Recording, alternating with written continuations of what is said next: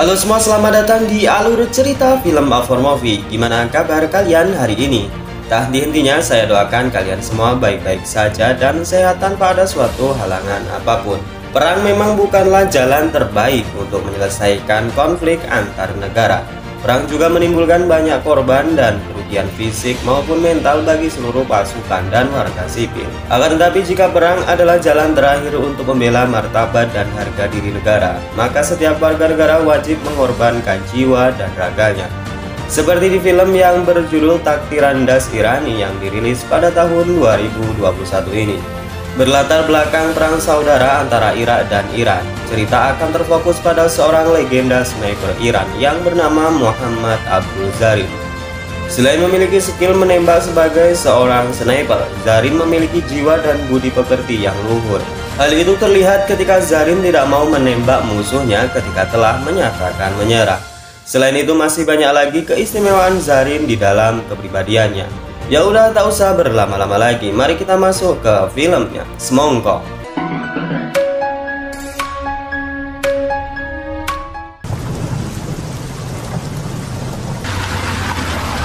Film dibuka dengan memperlihatkan pasukan Irak yang sedang membawa dua orang tawanan tentara Iran ke sebuah perbatasan.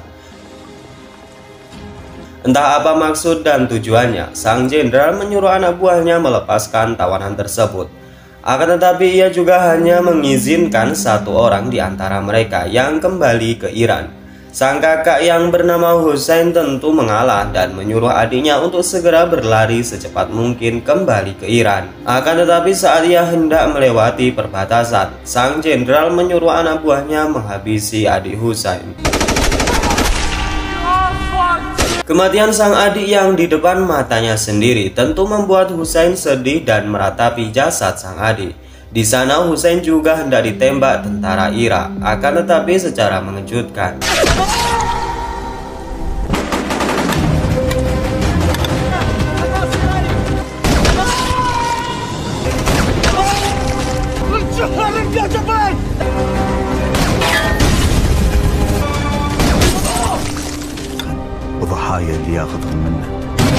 Dari balik kegelapan, sniper misterius itu menampakkan wujudnya. Ia adalah Muhammad Abdul Zarin, seorang sniper paling ditakuti dari Irak. Seorang tentara Irak yang bernama Abdul Qadir mengangkat tangan tanda ia menyerah. Dan kita dibuat takjub dengan kelembutan hati Zarin, di mana ia tidak mau membunuh musuh yang sudah menyatakan dirinya menyerah. Zarin membawa Hussein kembali ke markasnya, sedangkan Abdul Qadir mengatakan kepada petinggi militer Irak jika pasukannya dibabat habis oleh satu orang sniper Iran. Para petinggi militer Irak khawatir jika sniper musuh tidak segera mereka hentikan. Dapat dipastikan jika banyak korban berjatuhan selanjutnya dari pasukan mereka. Singkat cerita, seorang yang bernama Rosid didatangkan ke markas Irak. Di sana Rosid juga membawa dua orang anak buahnya, di mana ia yakin jika dua orang ini adalah murid terbaiknya dari satuan penembak jitu yang sudah lama ia latih. Setelah mendapat sambutan dan penghormatan dari kamp pasukan Irak, Rosid mengatakan jika yang mereka hadapi saat ini bukanlah sniper sembarangan, melainkan ia adalah Muhammad Abdul Zarin, seorang musuh sekaligus rivalnya dulu sewaktu berperang. Ia memiliki kemampuan menembak, mengukur jarak musuh, menentukan arah angin, kelembapan udara, dan teknik kamuflase terbaik, sehingga musuh tidak akan bisa menemukan di mana ia bersembunyi. Selesai menceritakan kelebihan Zarin, Rosid juga mengatakan jika ia sudah mempersiapkan dua murid terbaiknya untuk menghentikan langkah Zarin. Ia adalah Mu'ad dan Jabal. Di sana Rosid juga tidak omong kosong dan membuktikan betapa hebat anak didiknya dalam menghabisi musuh. Mereka ditantang menghabisi 3 sandera dari pasukan Iran, di mana 2 orang lainnya dibiarkan berlari sekuat mungkin, sedangkan Mu'ad dan Jabal membidik dari kejauhan.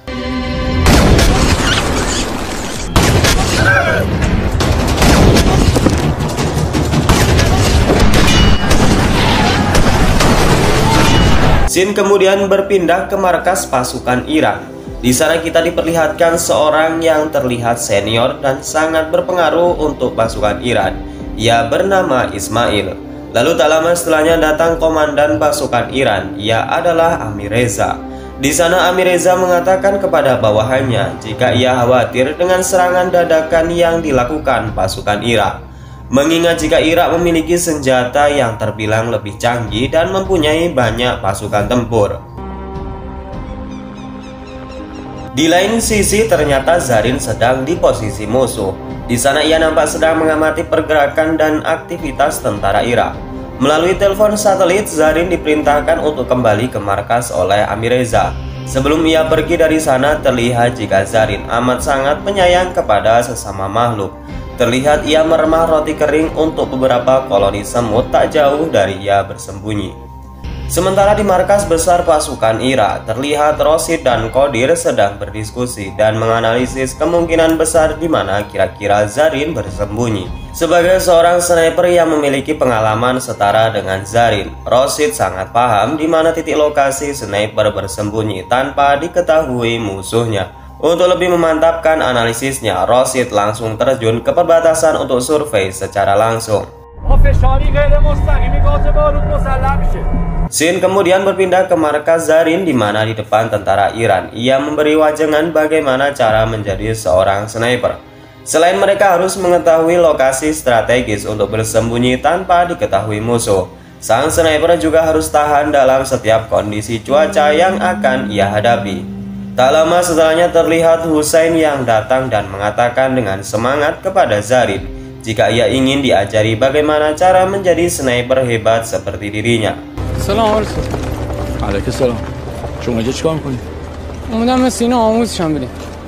Rosid dan dua muridnya telah sampai di lokasi perbatasan. Di sana ia langsung bisa membayangkan bagaimana Zarin menghabisi pasukan Irak di malam itu.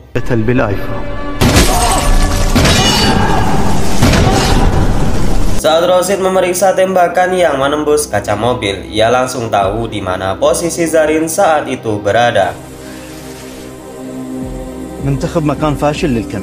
Kembali ke markas tentara Iran. Saat malam tiba, mereka semua hendak istirahat dan Ismail memberikan makanan kepada Husain. Zarin melarang Husain memakannya. Ia mengatakan jika seorang sniper harus terbiasa dengan keadaan lapar dan haus. Seorang sniper juga harus terbiasa puasa untuk melatih konsentrasi dan ketenangan jiwa, sehingga tidak akan meleset dalam didikannya. Zarin juga melarang Husain untuk tidur di atas ranjang, karena sniper harus terbiasa menyatu dengan tanah, tempat di mana ia berbaring ketika mengintai musuhnya.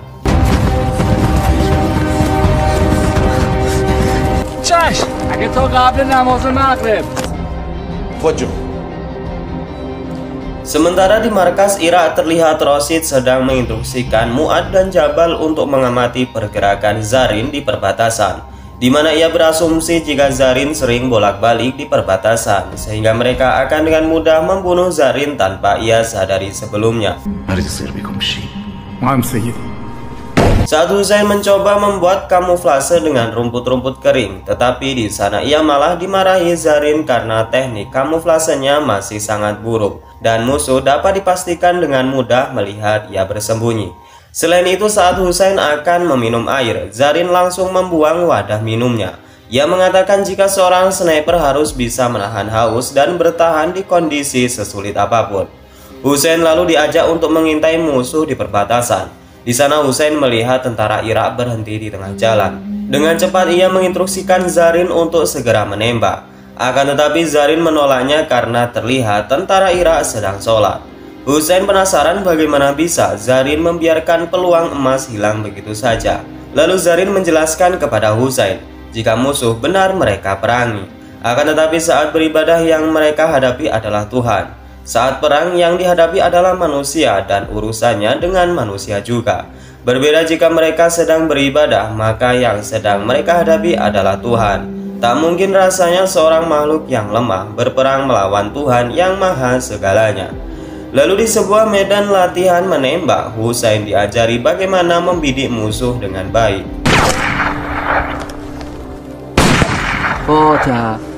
Di sana Husain yang masih kesal dengan Zarin terlihat tidak bisa membidik sasaran dengan tepat.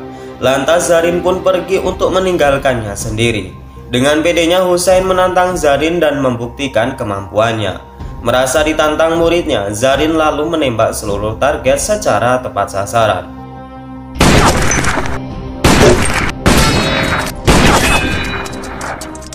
Melihat kemampuan gurunya, Husain sepertinya telah putus asa menjadi seorang sniper. Karena sikap buruk muridnya, Zarin yang kesal langsung meninggalkannya pergi. Di malam harinya, Zarin bertanya kepada Ismail kenapa Husain tak kunjung kembali ke markas. Ismail kemudian menjawab jika Husain sedang berada di perbatasan karena ia rindu dengan adiknya. Zarin yang tahu jika perbatasan adalah tempat berbahaya bergegas menyusul Husain. Ternyata di perbatasan sendiri Mu'ad dan Jabal sedang mengintai Zarin dan tidak sengaja melihat Husain yang sedang menangis. Mu'ad lalu mendatangi Husain dan hendak menembaknya, akan tetapi secara mengejutkan. Kedua kalinya Zarin menyelamatkan nyawa Husain. Zarin lalu menyuruh Husain untuk membuat pergerakan palsu untuk menjebak Jabal. Benar saja, Jabal yang melihat pergerakan palsu termakan jebakan mereka, sehingga dengan mudah Zarin menghabisi Jabal. Saat jenazah Mu'ad dan Jabal dibawa ke kamp Ira, terlihat muka Rashid sangatlah marah. Di sana ia memerintahkan para pasukan untuk menyerang Iran secara mendadak. Sedang tugasnya sendiri adalah menemukan Zarin dan menghabisi di medan pertempuran.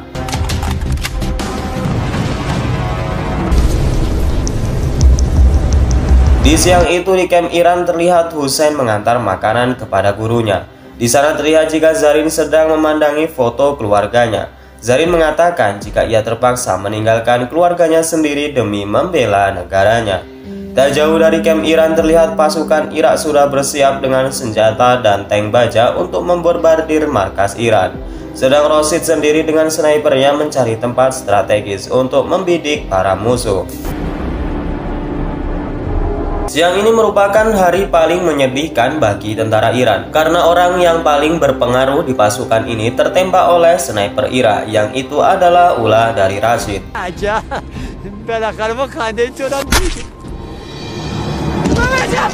Ismail tewas dan seluruh pasukan diberi komando untuk berhati-hati karena sniper Irak sedang mengintai mereka. Selain Ismail, ternyata banyak pasukan Iran yang harus tumbang akibat amarah Rashid.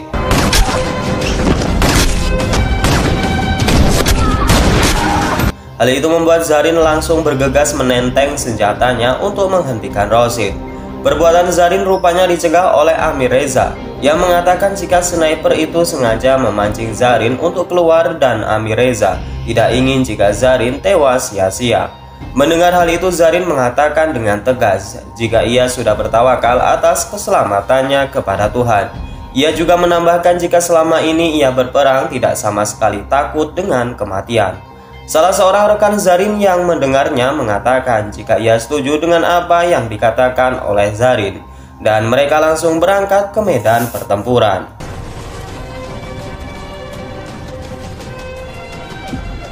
Zarin tidak bisa melihat di mana Rashid berada karena banyak sekali kepulan asap serta jarak pandangnya terhalang oleh tank baja milik tentara Irak. Beda cerita dengan Rashid karena ia dengan mudah melihat pergerakan Zarin melalui teropongnya dan ia pun langsung berpindah tempat.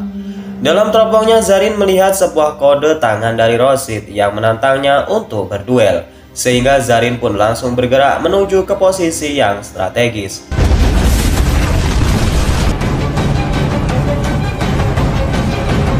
Ketika saling membidik, mereka sama-sama mengingat ketika dulu kala mereka juga sama-sama berduel sebagai seorang sniper. Zarin berhasil membuat Rashid terpojok dan tidak bisa apa-apa. Akan tetapi Zarin yang memiliki hati lemah lembut tidak membunuh Rashid, melainkan ia hanya menembak telunjuk kanan Rashid sebagai peringatan padanya. Dari hal itulah Rashid sangat berambisi untuk membunuh Zarin. Dan di duel kali ini nampaknya Rashid lah yang diuntungkan karena ia lebih cepat menembak Zarin dan membuatnya tumbang.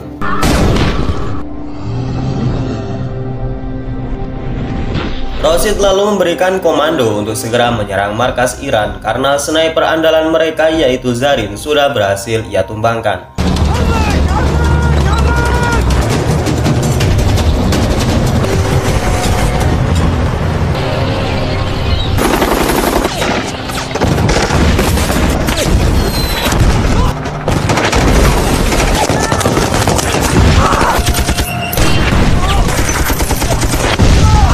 Karena serangan itu pasukan Iran sangat kacau dan kocar-kacir. Karena jelas saja dari segi kecanggihan senjata yang mereka gunakan jelas saja beda level. Di tengah kekacauan itu ternyata Zarin masih bangkit karena tembakan Rosid hanya mengenai telinga kanannya. Zarin kembali bangkit dan membidik satu demi satu pasukan Irak dengan snipernya.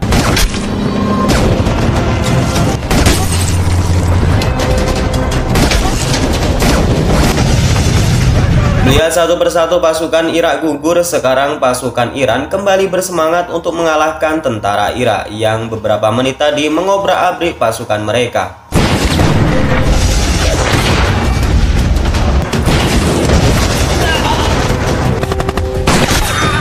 Merasa jika serangan ini malah akan membuahkan kekalahan, Jenderal Qadir langsung menarik mundur seluruh pasukan kembali ke markas. Saat pasukan Irak kocar-kacir, Zarin melihat Rosid dan langsung memberinya peringatan kedua. Entah apa yang di dalam benak Zarin saat itu, mengapa ia tidak mau langsung membunuh Rosid. Yang jelas saat ia kembali menemui rekan-rekannya, mereka semua tidak percaya jika Zarin ternyata masih selamat. Sedangkan di markas Irak, Rosid dimarahi habis-habisan oleh atasannya. Ia dituduh telah membuat laporan palsu atas kematian Zarin dan membuat banyak pasukan Irak berguguran. Atas kesalahannya, Rosid disekor beberapa waktu dan tugasnya akan digantikan oleh sniper lain yang telah mereka siapkan.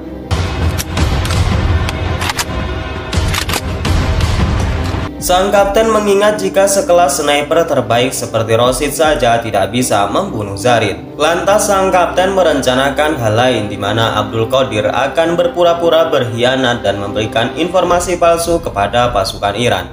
Abdul Qadir mengatakan kepada Amir Reza dan petinggi Iran jika pasukan Irak akan menyerang dengan jumlah yang lebih banyak dari sebelumnya. Ia mengatakan jika ada satu hal untuk menghentikan rencana itu, di mana Zarin harus diam-diam masuk ke kamp Irak dan menghabisi sang kapten.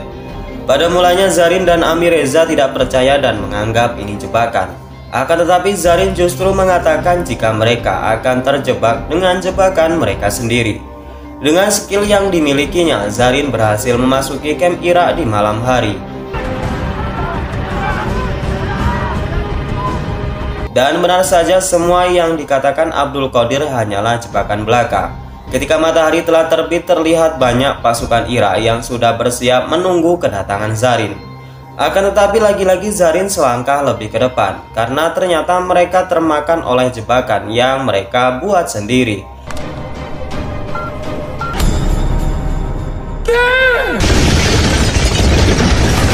Dari balik rerumputan di pinggir rawa, ternyata Zarin sedang bersembunyi di sebuah gubuk jerami. Dari sini Zarin mulai membidik dan menghabisi para sniper musuh.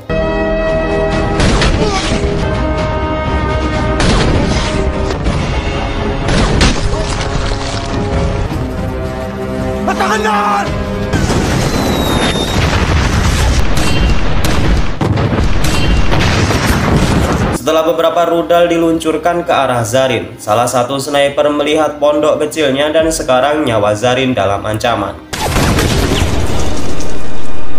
Zarin tumbang dan tak berdaya. Di sana si sniper berusaha mendekat untuk memastikan jika Zarin benar-benar tewas. Namun belum saja kakinya selangkah lebih mendekat, kepala si sniper langsung jebol ditembak Zarin. Di lain sisi, Rosid yang sudah mengetahui posisi Zarin saat ini, ia merangkak dan mulai membidik Zarin. Namun rupanya Zarin sendiri belum tewas, sehingga kali ini Zarin tidak mengampuni Rosid ketiga kalinya.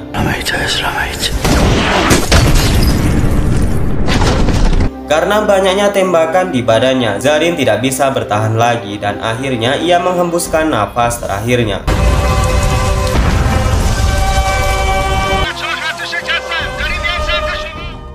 Di akhir film kita diperlihatkan Hussein yang sedang membidik seseorang dengan senjata sniper peninggalan gurunya. Ia menembak kapten pasukan Irak yang sebelumnya itu adalah tugas gurunya. Dan kemudian film ini pun selesai. Saya dan tim Afar Movie cabang Iran dan Irak mengatakan berdamai dengan negara. Dan seperti yang dikatakan oleh teman saya, jika lebih baik jangan berperang karena damai lebih mengasihkan. Saya Najah undur diri. Wassalamualaikum warahmatullahi wabarakatuh.